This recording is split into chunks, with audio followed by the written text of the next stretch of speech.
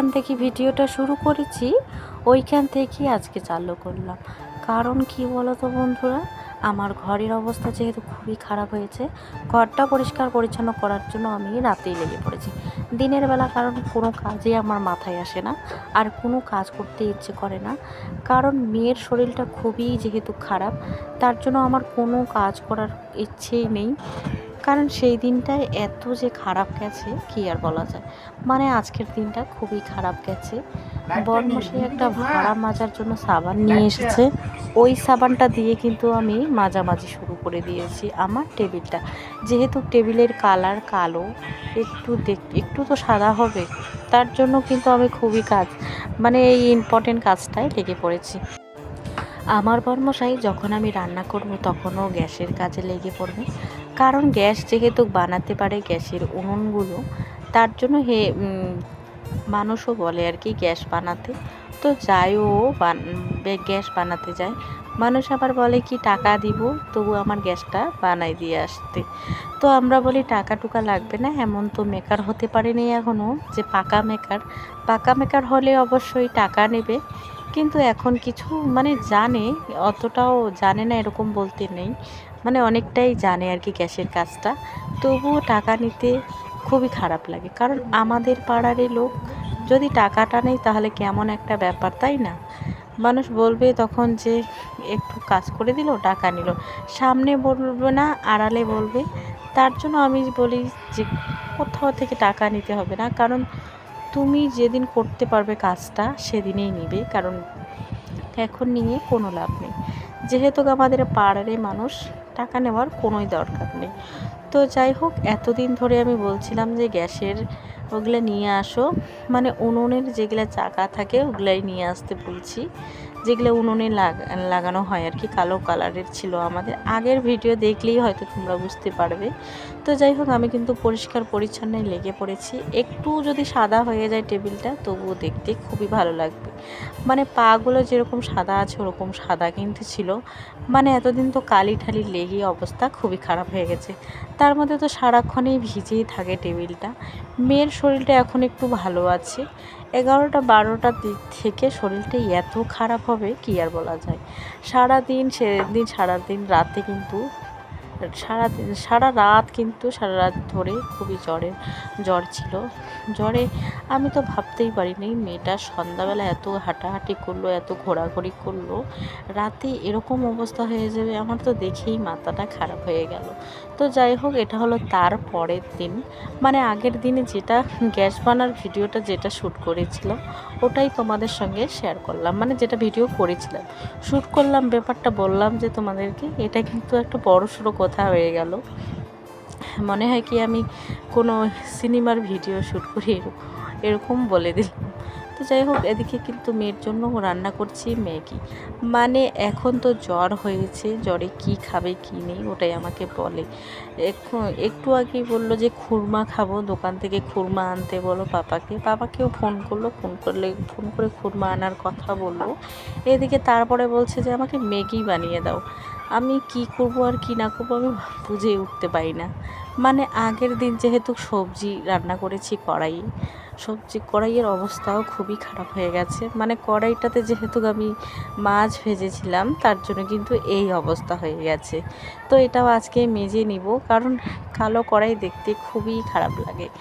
Maggi যেহেতু আমার রান্না কমপ্লিট হয়ে গেল, সোজা নিয়ে আসলাম ঘরে নিয়ে এসে মেয়েকে খাওয়াতে চেষ্টা করছি, কিন্তু ও আর কোনো মতেই খাবে না, কারণ ও একাই খাবে। আর শরীরটা এত খারাপ আগের দিনে মানে রাতে যেহেতু জ্বর হয়েছিল, ও তো ঘুম থেকে উঠতেই পায় না, বিছানা থেকে উঠতেই না, মাথাটা তুলেই দেখে না। তবুও আমি চেষ্টা করি ওকে তুলে নিয়ে যেতে, এখানে ওখানে ঘোরাতে, মানে রাস্তায় একটু হাঁটাহাঁটি করাতে। আর বেশি যদি শুয়ে থাকে তাহলে জন্ডিসের আমার খুবই ভয় লাগে, কারণ জন্ডিস জিনিসটা এতই খারাপ, মানুষকে কিন্তু অনেকটাই কমজোরি বানিয়ে দেয়। তো যাই হোক, এদিকে মেয়েকে জোর করে তুলে কিন্তু আমি ম্যাগিটা দিয়ে দিলাম। আবারও কিন্তু শুয়ে থাকতে চেষ্টা করে, তবুও আমি দেই না ওকে শুয়ে থাকতে, কারণ এত শুয়ে থাকলে তো হবে না, একটু ফিট হতে হবে, তাই না? আমি সব সময় চাই যে আমার মেয়ের শরীর একদমই ভালো থাকুক, মানে জ্বরের মধ্যেও হাঁটাচলা করুক, বাইরে একটু বসে থাকুক, এরকম চাই আমি। তারপরে আমার ঘরটা ঝাড় দেওয়া হয়ে গেল, বাইরেটাও ঝাড়তে ঘর ঝাড় দেওয়ার ফাঁকে কিন্তু বারান্দাটা ঝাড় দিয়ে কিন্তু বের করে নিলাম আর কি নোংরাটা। তারপরে মেগিটা যেহেতু খেলো না, আবারও শুয়ে আছে, আবারও তুলছি বারবার। তো এদিকে তুলে নিয়ে কিন্তু ম্যাগিটা ওকে খাওয়ানোর চেষ্টা করছি। একবার তো খেয়ে দিয়ে শুয়ে পড়েছে। সত্যি কথা বলতে গেলে বাড়ির কারো কোনো কিছু হলে মাথায় এত জ্বালা যন্ত্রণা হয়, তার মধ্যে এত যে কষ্ট হয় কী আর বলা যায়। এদিকে মেয়ে কিন্তু বাইরে চলে আসলো জল খাওয়ার জন্য। মোবাইলের কোয়ালিটিটা যেহেতু খুবই খারাপ লাগছিল, ভালো করে সুন্দর করে রেখে দিলাম। মোবাইলটা রেখে দিয়ে এখন কিন্তু ভিডিও করা আবারও শুরু করলাম। মানে আমাদের যেটা বাবা যেই বেড়াগুলো বানিয়ে দিয়েছে, ওই বেড়াগুলোই মানুষের চোখে আসে। বলে কি, এই 3 পুরানি বেড়া 2টা ভেঙে দিলে তো হয়ে যায়। অনেক দিন ধরে আছে বেড়াটা, এই 2টা বেড়া যেন চেঞ্জ করলেই তোমাদের বাড়িটা সুন্দর লাগবে। তো যাই হোক, তাদেরকে আমি একটা কথাই বলছি যে এটা হলো আমার শ্বশুরমশাইয়ের স্মৃতি। মানুষ মারা যেতে যেতে তার স্মৃতিগুলো ভেঙে চুরমার করে দেবো, তা কখনো হতেই পারে না। কারণ মানুষটা না থাকতে পারে, তার একটা স্মৃতি আমাদের মাঝে জড়িয়ে আছে, তাই না? তো যাই হোক, আমি এদিকে শাকগুলো বেছে নিচ্ছি, কারণ এগুলো আমি সন্ধ্যাবেলা রান্না করব। যেহেতু আজকে খাওয়ার মতো কিছুই ছিল না, তার জন্য আমি শাকগুলোই আর কি তুলে নিয়েছি। কারণ আমাদের গ্রামগঞ্জে কোনো কিছুর অভাব আমি বুঝতেই পাই না। এদিকে কচু থেকে শুরু করে সব কিছুই যেন আমাদের মাঠে ঘাটে পাওয়া যায়। যেরকম ধরে নাও কচুর ডেরা, কচুর লতি, কচুর পাতা, এগুলো সব কিছুই কিন্তু খাওয়া যায়। কচুর ফুল, কচুর কিন্তু কোনো কিছুই কিন্তু ফেলানোর মতো না, কারণ সবগুলাই খাওয়া যায়। আমি ভিডিও করছি আর বারবার ভাবছি যে মেয়ের শরীরটা যদি ভালো হয়ে যেত, তাহলে আগের দিনও আমি সেই সেম ভিডিও করতাম। মেয়ের যেহেতু শরীরটা খুবই খারাপ, তার জন্য আমি ভিডিও করতে পারি না। ভিডিও করতেই আমার খুবই কষ্ট লাগছে, কারণ একটা মেয়ের শরীর ওষুধ খাইতে দিই না বলে দেখো কি কান্নাকাটি শুরু করে। ওষুধ খাওয়া যায় না তো, এখনই না খাইছো? ও ফেলে দিবে না। না, ও মা, কি করলা?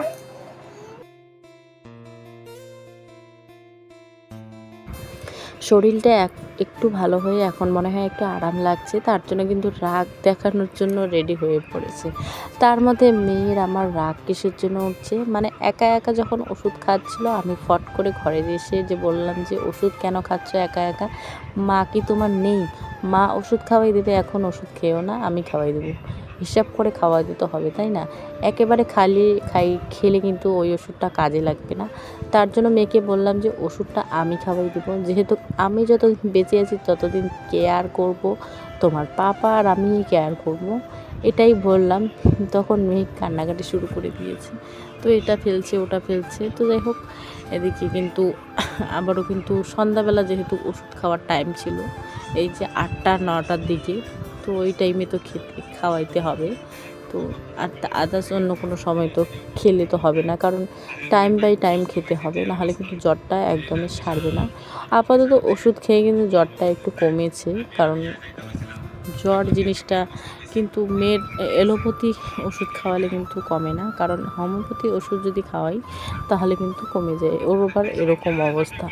তারপরে দেখো, আমার কিন্তু সন্ধ্যাবেলা রান্নাটাও আমি শুরু করে দিয়েছি। যেহেতু মেয়ের পাপা বাড়িতে এসেছে, কাজ থেকে বাড়িতে যেহেতু এসেছে, তার জন্য কিন্তু বাচ্চা দেখার দায়িত্বটা কিন্তু আমার রান্নার দায়িত্ব যেহেতু সন্ধ্যাবেলা, তার জন্য আমি রান্নাটা করছি।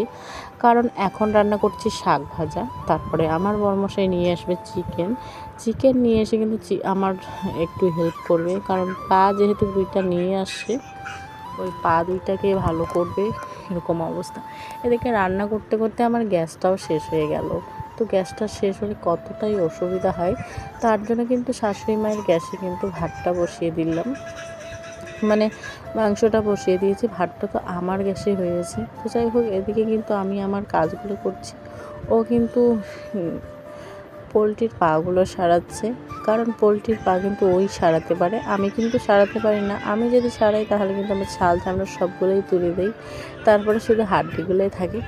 এদিকে তো আমি চৌকিতে বসে, আমাদের যেহেতু রান্নাঘরে একটু চৌকি ঢুকিয়েছে, এই চৌকিতে আমি এদিকে রসুন পেঁয়াজগুলো কেটে নিচ্ছি, আর আমার বড়মশাই কিন্তু এদিকে পাগুলো ঠিক করে চলে গেল।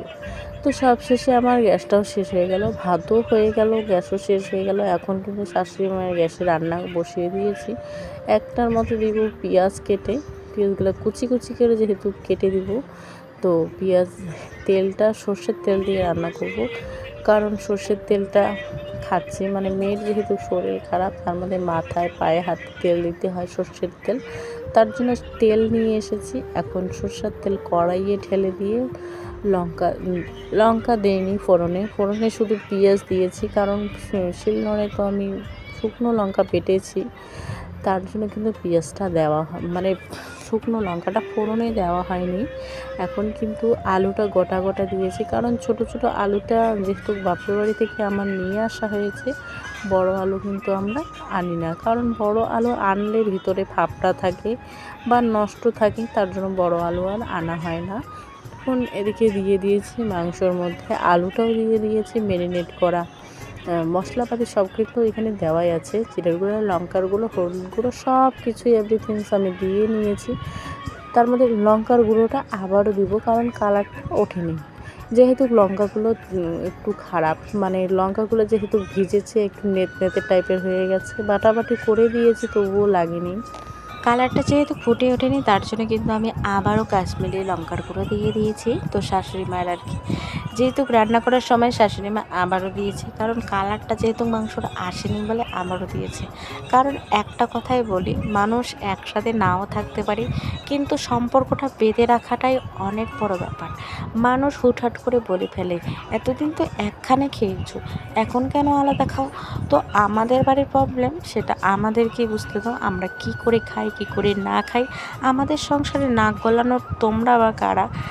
আমাদের সংসারে নাক না গলাটাই ঠিক আছে। আমরা আমার জায়গায় ঠিক থাকবো, তোমরা শুধু একবার এসে আমাদের এখানে বেজার হয়ে যাবে, এটাও লাভ নেই। তো আবারও আমার বড়মশাই যেহেতু চলে আসলো গারোভিটা থেকে বাড়ি, মানে আমাদের চৌপতি থেকে বাড়ি এসে আমাকে বলছে গ্যাস তো শেষ হয়নি, গ্যাসটা আবারও চালু করে দিল। এদিকে কিন্তু আমি মাংস যেহেতু রান্না করছি, ম্যারিনেট করছি, মানে ঘাটাঘাটি করছি, এদিকে নাড়াচাড়া করছি, এদিকে আবার গ্যাসটা হুট করে বন্ধ হয়ে গেল। কড়াই নিয়ে আবারও বাইরের উনুনে চলে গেলাম রান্না করতে। তো আজকে পর্যন্ত এখানে থাক। এদিকে আমাদের খাওয়া দাওয়া শুরু হয়ে গেছে, যে ও খাওয়া দাওয়া করছে। মাংসর কালারটা কেমন হয়েছে জাস্ট দেখো। সব কিছু বাটা মশলা দিয়েছি, কিন্তু আমি শিলনোড়ায় বেটে দিই সব কিছু। মাংসর কালারটা দেখো, আমি তো পা খেতে খুব ভালোবাসি, তার জন্য পা নিয়েছি।